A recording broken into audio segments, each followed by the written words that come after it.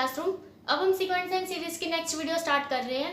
हमारी monotonic sequence तक हो चुकी थी। देखो नेक्स्ट थ्योरम हमारी क्या है, convergent sequence as a unique limit point. पहले हमें ये बताना है कि जो हमारी कन्वर्जेंट सीक्वेंस होगी उसके पास एक लिमिट पॉइंट अवश्य होगा और उसके पास जो भी लिमिट पॉइंट होगा वो यूनिक होगा। ठीक है, हमें ये दिखाना है कि एक तो लिमिट पॉइंट होना ही चाहिए और सिर्फ एक ही होगा। ठीक है, दो नहीं होंगे, अगर दो होंगे तो वो इक्वली होंगे। यूनिक का मतलब यही होता है। तो पहले हम ये दिखा देते हैं हमारे पास कोई भी कन्वर्जेंट सीक्वेंस है उसके पास एक लिमिट पॉइंट जरूर होगा। ठीक है, तो देखो हमने मान लिया हमारे पास एक सीक्वेंस है an विच इज कन्वर्जेंट। हमने मान लिया जो सीक्वेंस हमारे पास ये कैसी है, कन्वर्जेंट है। अगर ये कन्वर्जेंट है तो किसी एक पॉइंट पर कन्वर्स करेगी। हमने मान लिया ये l पर कन्वर्स कर रही है, an टेंडिंग्स टू l। तो टेंड का मतलब क्या होता है कि उसकी लिमिट क्या करेगी, l पर टेंड करेगी। इसका मतलब limit n tends to infinity an is equal to l आएगा। इतनी बात क्लियर होगी।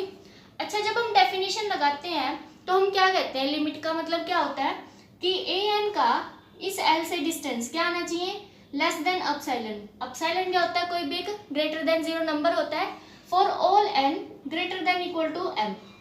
ऐसे ही मानते हैं ना, लिमिट की यही डेफिनेशन होती है हमारे पास, सॉरी कन्वर्जेंट की। तो हमारे पास क्या होगा कि इस पर कन्वर्स कर रही है तो इसका मतलब हमें एक अपसाइलन ग्रेटर देन 0 नंबर एक ऐसा जरूर मिलेगा जो इस कंडीशन को सेटिस्फाई करेगा। m हमारे पास एक इंटीजर ऐसा जरूर मिल जाएगा। ठीक है, इस अपसाइलन के रिगार्डिंग। तो देखो ये डेफिनेशन आ गई हमारे पास। हमने सिर्फ क्या किया, कन्वर्जेंट की डेफिनेशन का यूज किया है। अब देखो यहाँ पर हम क्या करेंगे, इसका मॉडुलस ओपन कर लेंगे। मॉडुलस ओपन करेंगे तो कैसे आएगा, an minus l minus epsilon से प्लस अपसाइलन के बीच में for all n greater than equal to m। ठीक है, अब देखो दोनों साइड क्या कर दो, तीनों साइड l को प्लस कर देते हैं हम। तो l minus epsilon less than an और less than epsilon l plus epsilon for all n greater than equal to m। ठीक है, तो यहाँ से हमें क्या पता चला, जो an है वो l माइनस अपसाइलन और l प्लस अपसाइलन के बीच में है। यहाँ से हमें क्या पता चल गया, an है वो किस में बिलोंग कर रहा है, l minus epsilon l plus epsilon, इस इंटरवल के बीच में आ रहा है। लेकिन ये सिर्फ एक टर्म नहीं है, उसने क्या कहा है, इस m से बड़ी जितनी भी टर्म्स लेंगे हम वो सारी की सारी इस इंटरवल के अंदर जरूर आएंगी। और लिमिट पॉइंट की डेफिनेशन हमें क्या कहती है कि क्या होना चाहिए, उसके रिगार्डिंग हमें एक ऐसा ओपन इंटरवल मिल जाए कि उसके नेबरहुड के अंदर इनफाइनाइट मैनी टर्म्स आनी चाहिए। अब देखो m से बड़ी इनफाइनाइट मैनी टर्म्स ही आएंगी क्योंकि ये क्या है, नेचुरल नंबर। और नेचुरल नंबर में अगर आपने पहले 100 छोड़ दी, 10 छोड़ दी, 1000 भी छोड़ दो, चाहे 1 करोड़ भी छोड़ दो, उसके बाद की जितनी भी टर्म्स है वो तो इनफाइनाइट है ही ना। तो यहाँ पर वही कहा उसने कि इस m के बाद जितनी भी टर्म्स है ना वो इस कंडीशन को सेटिस्फाई कर रही हैं। इसका मतलब जो हमारी इनफाइनाइट टर्म्स हैं फिलहाल वो कितनी है, an। ठीक है, इस m के बाद वाली। सपोज करो ये हमारे पास इनफाइनाइट टर्म्स है, हमने सिर्फ ये फाइनाइट छोड़ दी, यहाँ पर m है, इसके बाद वाली टर्म्स ले रहे हम सारी की सारी, ये हमारी सारी इनफाइनाइट ही आएंगी। ठीक है, तो इसने यही कहा है कि देखो उसके जो ओपन नेबरहुड है ना उसके अंदर इनफाइनाइट मैनी टर्म्स आ गई हमारी सीक्वेंस की। इसका मतलब क्या हो गया, हमारे पास एक लिमिट पॉइंट जरूर मिल गया। और लिमिट पॉइंट भी क्या मिल गया हमारे पास, जो इसका लिमिट थी, ठीक है, जिस पर वो कन्वर्स कर रहा था वही उसकी लिमिट पॉइंट आ गया। तो यहाँ से हमारे पास क्या मिल गया, एक लिमिट पॉइंट मिल गया। ठीक है, अभी पहले तो हमें यही बताना था कि एक लिमिट पॉइंट होना चाहिए, उसके बाद हम ये बताएंगे कि ये जो लिमिट पॉइंट मिला है ये यूनिक होगा। ठीक है, मतलब कि अगर हम एक और मान लें तो वो दूसरे वाले भी इसके ही इक्वल आएगा, तो वो दिखा देते हैं। तो यूनिकनेस दिखाने के लिए हम क्या करते हैं, दो मान लेंगे लिमिट पॉइंट। देखो दो मान लेंगे तो वही कंडीशन आ जाएगी यहाँ से। मान लो L1 और L2 दो हमारे पास लिमिट पॉइंट है, तो हमारे पास कैसे आएगा, an माइनस L1 भी लेस देन अपसाइलन और an माइनस L2 ये भी लेस देन अपसाइलन। एक काम करो, अपसाइलन बाय 2 मान लो, ताकि दोनों को ऐड करेंगे ना तो यहाँ से epsilon plus epsilon by 2 epsilon आ जाएगा। ठीक है, तो अब देखो अब हमें ये दिखाना है कि L1 और L2 इन दोनों के बीच में कोई डिफरेंस नहीं है, मतलब कि अगर हम इनका डिफरेंस देखें तो लेस देन अपसाइलन आना चाहिए। तो हम क्या करेंगे, L1 माइनस L2 इसका मोड निकाल देंगे। ये वैल्यू किसके इक्वल आएगी, an ऐड कर दो, an सब्ट्रैक्ट कर दो। an मैंने लिख दिया यहाँ पर, पहले माइनस L2 लिख लिया, फिर माइनस an और प्लस L1, ये वैल्यू आ गई। क्या करेंगे, ट्रायंगल इनइक्वालिटी लगा देंगे। ट्रायंगल इनइक्वालिटी लगाओगे तो ऐसे आ जाएगा ना, an माइनस L1 और प्लस an माइनस L2। ठीक है, यहाँ पर आप लिख सकते हैं for all n greater than equal to m1 m2 कुछ भी लिख लेना। ठीक है, उससे कोई फर्क नहीं पड़ेगा, बाद में m क्या ले लेना, उन दोनों का मिनिमम ले लेना, वहां से हो जाएगा। अब देखो ये वाली वैल्यू भी किससे छोटी है, एप्सिलॉन बाय 2 से, ये वाली वैल्यू भी किससे छोटी है, एप्सिलॉन बाय 2 से। तो यहाँ पर हमारे पास एप्सिलॉन बाय 2 लेस देन का साइन आ जाएगा, इज इक्वल टू एप्सिलॉन। ठीक है, तो इन दोनों का जो गैप है ना वो लेस देन एप्सिलॉन आ गया। एप्सिलॉन हमारा बहुत छोटा नंबर होता है, हमारी मर्जी से हम कितना भी छोटा ले सकते हैं उसको। ठीक है, अब आप जितना छोटा नंबर लोगे ना, L1 और L2 इन दोनों का गैप उतना ही स्मॉल होता जाएगा, इसका मतलब वो एक दूसरे को कोइंसाइड करते रहेंगे। ठीक है, अगर हमने ले लिया एप्सिलॉन टेंड्स टू 0, जो 0 की तरफ टेंड करेगा, तो सीधी सी बात है L1 किसकी तरफ टेंड करेगा, L2 की तरफ। तो यहाँ से हमारे पास क्या आ जाएगा, जो लिमिट पॉइंट है वो यूनिक आ जाएंगे। ठीक है, ऐसे कर सकते हैं। क्लियर होगी थ्योरम। नेक्स्ट थ्योरम करते हैं। देखो नेक्स्ट थ्योरम हमारे पास क्या है, BWT, मतलब कि बोल्जनो-वेरस्ट्रैस थ्योरम। बोल्जनो-वेरस्ट्रैस थ्योरम हमारे पास सेट्स के लिए भी है और सीक्वेंस के लिए भी है। ठीक है, ये सीक्वेंस के लिए है, सेट के लिए हमारी पहले हो चुकी है। तो ये क्या कहती है, ऐसे एग्जाम में ना लिखा आएगा फॉर सीक्वेंस है या फॉर सेट है। ठीक है, सीक्वेंस के लिए क्या कहती है, हमारे पास अगर कोई भी बाउंडेड सीक्वेंस है उसके पास एक लिमिट पॉइंट पक्का होगा। ठीक है, लिख देते हैं statement, every bounded sequence has a limit point.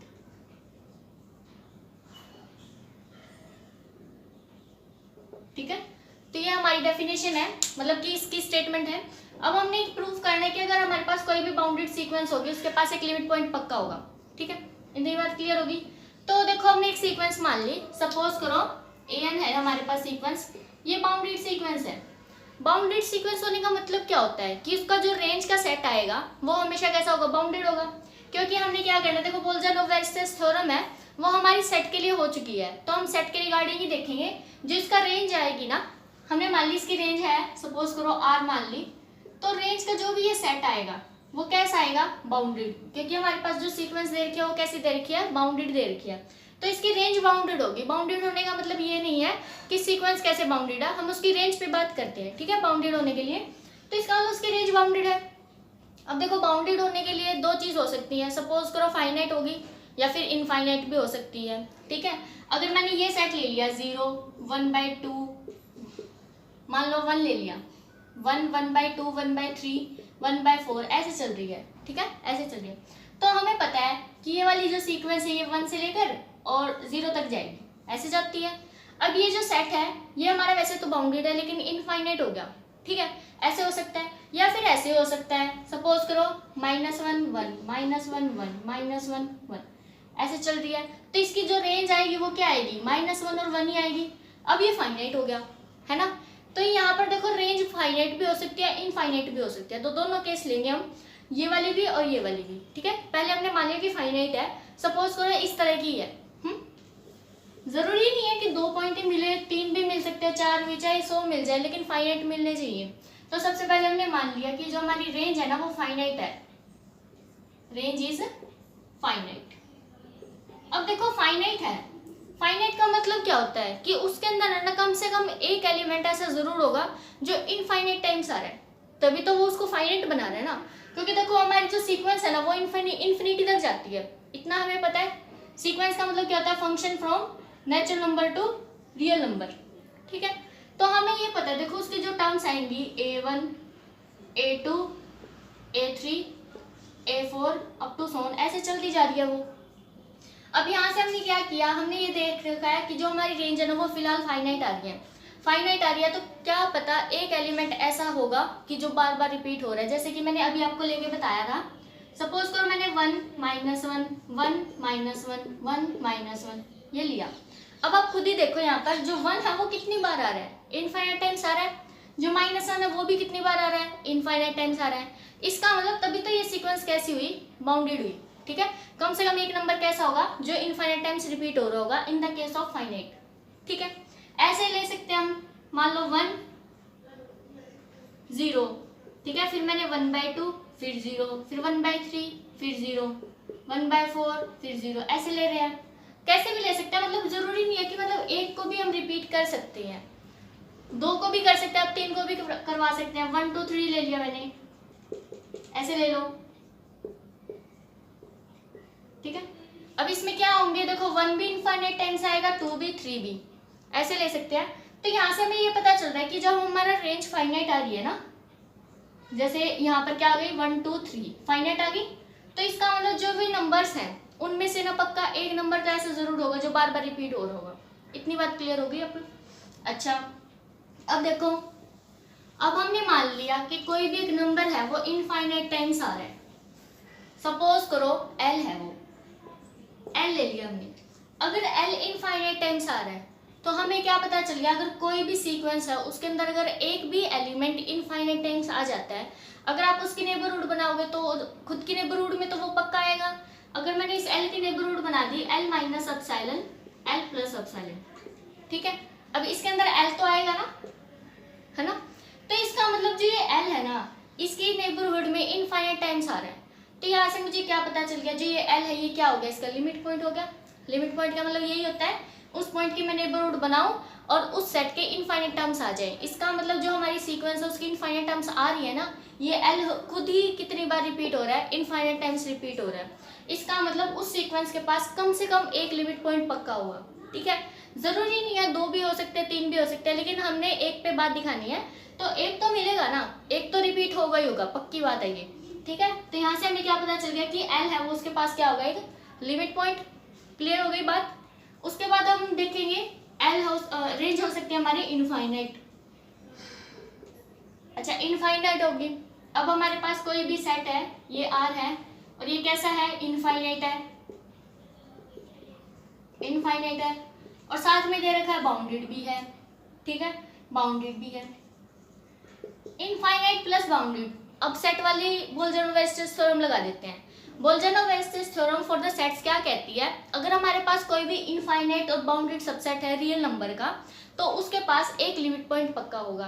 तो यहाँ पर वो लग जाएगी, ठीक है, by Bolzano Weierstrass theorem for sets. Set वाली लगा रहे हैं हम यहाँ पर, ठीक है। तो यहाँ से हमारे पास क्या हो जाएगा, आर के पास लिमिट पॉइंट मिलेगा, ठीक है। तो हमारे पास एक लिमिट पॉइंट यहाँ पर मिल गया। तो इसका मतलब अगर हम चाहे फाइनाइट ले ले चाहे इनफाइनाइट ले ले, हमारे पास एक लिमिट पॉइंट हमें पक्का मिल रहा है। तो यहाँ से हमें क्या पता चल गया, अगर कोई भी बाउंडेड सीक्वेंस है, दोनों केस में हमारे पास एक लिमिट पॉइंट पक्का मिल रहा है, तो हमारे पास ये थ्योरम कंप्लीट हो गई, ठीक है, क्लियर होगी। तो इसके बेस पे अगर कुछ एग्जाम्पल्स हैं वो आप ट्राई कर लेना। एग्जाम्पल्स हम नेक्स्ट वीडियो में करेंगे, ठीक है। अभी कुछ स्टूडेंट्स के एग्जाम चल रहे हैं फाइनल ईयर के, तो वो उनके थोड़े डाउट्स रहते हैं, इसलिए मैं रेगुलर वीडियो नहीं बना पा रही। अब थोड़े टाइम के बाद बनाने स्टार्ट कर देंगे, डोंट वरी, रेगुलर हो जाएगा फिर, ठीक है। तो आप ट्राई करते रहना, कोई भी डाउट आप हमको बता सकते हैं, कमेंट बॉक्स में लिख के बता सकते हैं, ठीक है। और भी कोई डाउट हो तो हम नेक्स्ट वीडियो में सॉल्व कर लेंगे, डोंट वरी, ठीक है। आप सारे अपनी थ्योरम्स करते रहना।